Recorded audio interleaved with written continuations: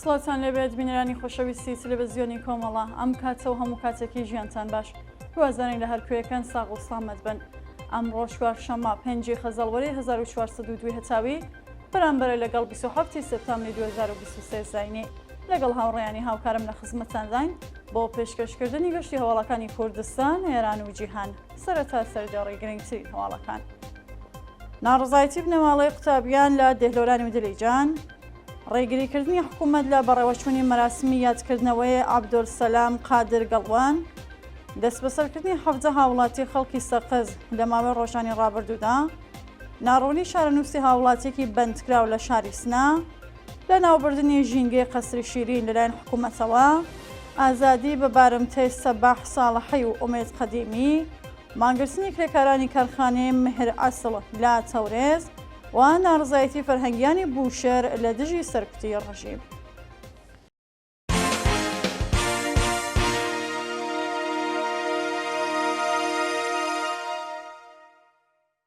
درێژە هەواڵەکان.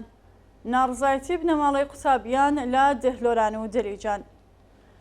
ڕۆژی سێشەممە 4 ڕەزبەر بنەماڵەی قوتابیان لە شارەکانی دێهلۆران و دەریجان لە ئاست نەبوونی ئەمکاناتی پەروەردە و دۆخی خراپی قوتابخانەکە ناڕزایەتیان دەربڕی. بە پێڕاپۆرتەکان بنەماڵەی قوتابیانی دێهلۆران کاتێک دەبینن قوتابیانی سێ پلەی قۆناغی ناوەندی لە یەک ڕۆژوانەیان بۆ ئەڵێنەوە و قوتابیانی 6 پلەی قۆناغی سەرەتایی تەنیا 2 معلمیان هەیە، دەرگای قوتابخانەکە دادەخەن و منجاڵەکانیان ئەبەنەوە بۆ ماڵ. هەروەها لە شاری دەلیجان هاوڵاتیەک لە راپۆرتێکدا باسی دۆخی خراپی بەهداشتی و نەبوونی ئەمکاناتی ڕەفاهی و ئاموزشی لە مەدرسێکی ئەو شارە دەکات و دەڵێت لە بەرامبەر ئەو بێ ئەمکاناتیە بەڕێوەبەرانی مەدرسە لە بنەماڵەی قوتابیان پارەش وەردەگرن. شایانی باسەکان نزیکەی 7,000 قوتابخانە لە ئێران سرویسی بەهداشتی نییە، لە حاڵێکدا قوتابخانە ناحکومیە تایبەتەکان خۆراکی 400,000 تمەنی لە نێو منداڵاندا دابش دەکەن. ڕێگریکردنی حکوومەت لە بەڕێوەچوونی مەراسمی یادکردنەوەی عەبدولسەلام قادر گەڵوان. ڕۆژی سێشەممە 4 مانگی ڕەزبەر ساڕۆژی گیانبەختکردنی عەبدولسەلام قادر گەڵوان لە شنۆ بوو. هێزەکانی ڕژیم ڕێگەیان نەجا بنەماڵی ئەو هەمیشە زیندووە لەسەر مەزاری ڕۆڵەکەیان کۆببنەوە. بە پێزانیاریەکان ئێجارەی ساعتی شنۆ بنەماڵەی عەبدولسەلام قادر گەڵوانیان بۆ ئەو ناوەندە ئەمنیەتیە بانکێشت و بەڵێن نامەیان لێ وەرگرتوون کە بە هیچ شێوەیەک لەسەر مەزاری ڕۆڵەکەیان کۆبوونەوە بەڕێوە نەبن.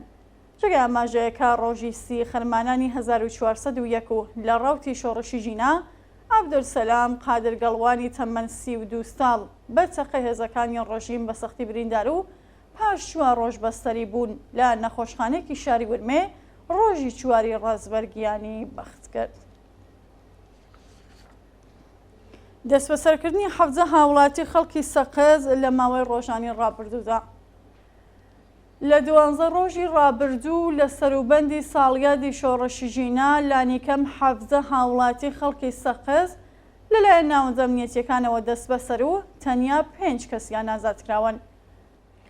لە ماوەی ڕۆژانی 14 تاکو 25 خەرمانانی 1402 سێ هاوڵاتی ژن بەناوەکانی هێرۆ قەدیمی، سەمیرە ئەحمەدی و سەعادەت بۆداغی و 14 هاوڵاتی پیاو بەناوەکانی سەفا عەلی، شێرکۆ حجازی، تاهێر سڵتانی، ئومێد مقەدەس، هیوا تاتایی، ئازاد ئەمینی، عەزیز مەرزی، ئەمین مینایی، ئەمجەد ئەمینی، فەرزاد ڕەحمەتی، مەحموود غەفوری نژاد، مهران ساعدی، سیروان حەسەنی و لوقمان بیداری لە شاری سەقز دەست بەسەرکراون.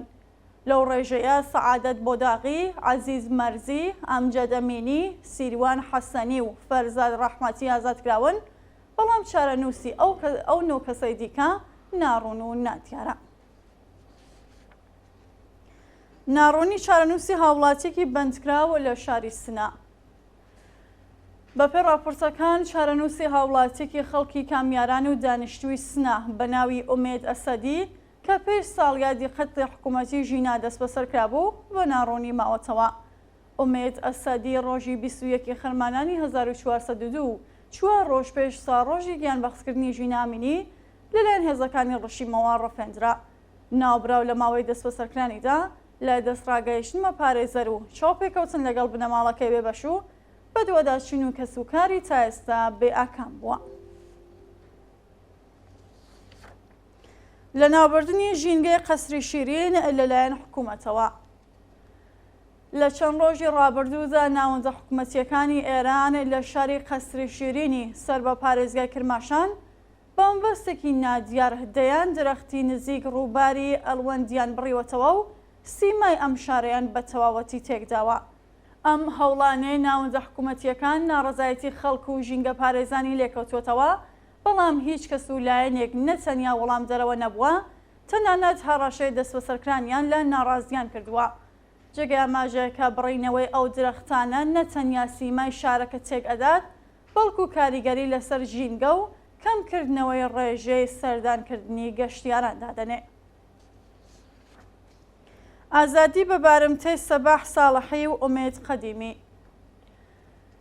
ڕۆژی سێشەممە چواری ڕەزبەری 1402 دوو هاوڵاتی بەندکراو لە شارەکانی سنە و دیواندەرە بە ناوەکانی سەباح ساڵحی و ئومێد قەدیمی بە دانانی وەسێقە و بە شێوەی کاتی ئازادکران.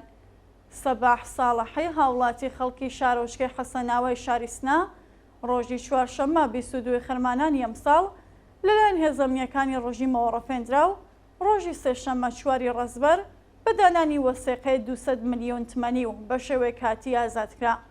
هەروەها ئومێد قەدیمی برای فوعاد قەدیمی گیانبەختکردووی ڕێگەی ئازادی لە دیواندەرە کە ڕۆژی 16 خەرمانانی ئەمساڵ دەست بەسەرکرا بوو، ڕۆژی ڕابردوو بە دانانی وەسێقەی 300 ملیۆن تمەنی لە گرتوخانەی ناوەندەمنیەکان ئازادکرا.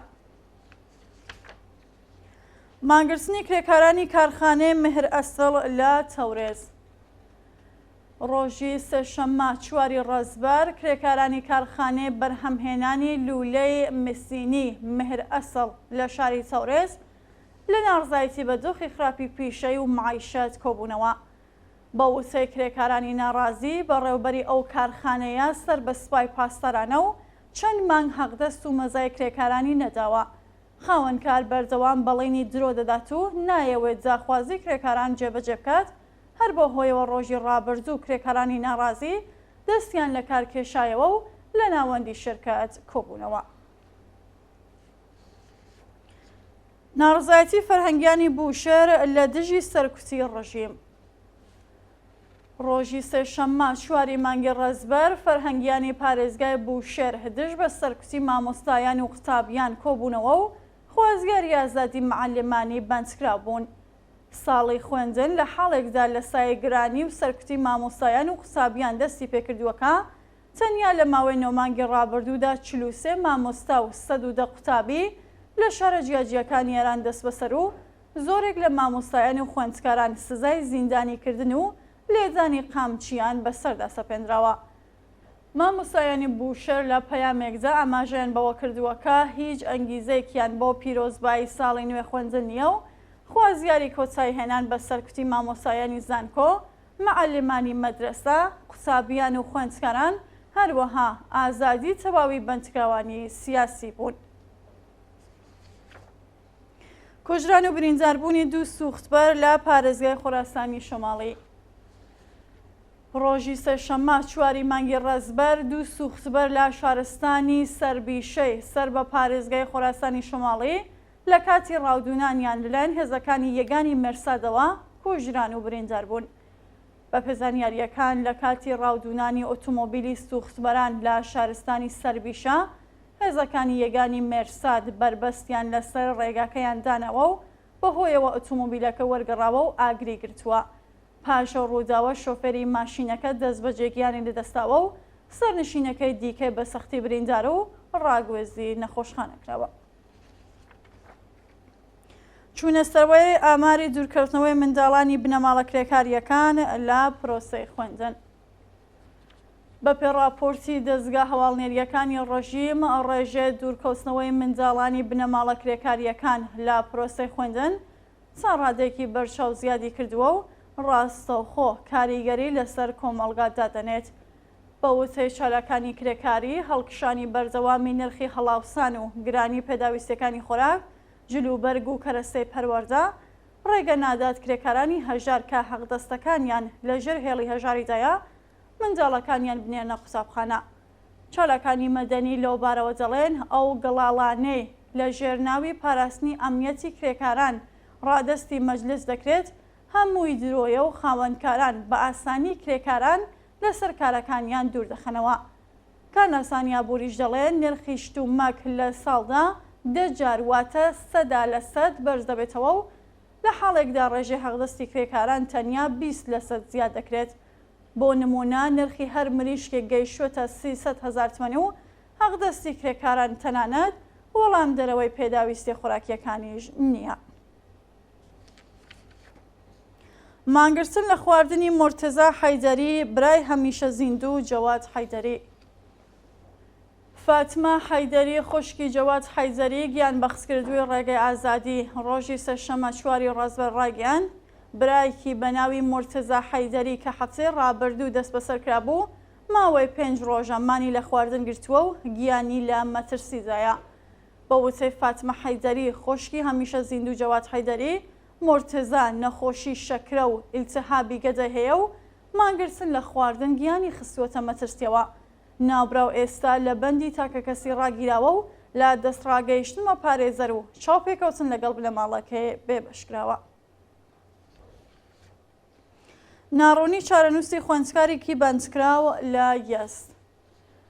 بەپێ راپۆرتی ناوەندەکانی مافی مرۆڤ خوێندکارێکی بواری دۆکتۆرای زانکۆی یەزد بە ناوی مەحسا سەعیدی کە ماوەیەک لەوە بەرلایەن هێزەمنیەکانەوە دەست بەسەر کرابوو بە ناڕوونی ماوەتەوە.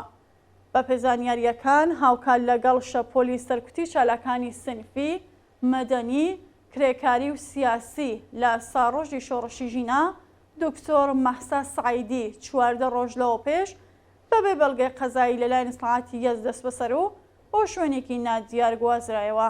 وێڕای تێپەڕینی 14 ڕۆژ بەسەر کاتی بەندکانیە و خوێندکارە هیچ زانیاریەک سەبارەت بە هۆکاری دەست بەسەرکردن و شوێنی ڕاگیرانی لەبەردەستانیە و بنەماڵەکەی نیگەرانی دۆخی تەندروستی ڕۆڵەکەیانن. دووە هەواڵ کوژران و برینداربوونی دەیان کەس بەهۆی سووتانی تەلارێکی زەماوەن لە عێراق. شەوی سێشەممە 4 ڕەزبەر ئاگر لە تەلارێکی زەماوەند لە شاری حەمدانیە کەوتەوە و بەهۆیەوە 100 کەس بوونە قوربانی و 250 کەسی دیکەش بریندار بوون. بە پێڕاپۆرتی مێدیاکانی عێراق لە کاتی ئاهەنگگیڕانی هاوسەرگیری لە تەلارێکی زەماوەند لە شاری حەمدانیەی سەر بە پارێزگای نینەوە کەلوپەلی یاری ئاگر سەقیەوە و لە ئەنجامدا سەقفی تەلارەکە بەسەر میواناندا ڕووخە و بەهۆیەوە 110 کەس گیانیان نەدەستا و 250 کەسی دیکەش بریندار و ڕەوانەیە نەخۆشخانەکران. بینەرانی خۆشەویست هەواڵەکانتان پێشکەشکرا هەر شاد.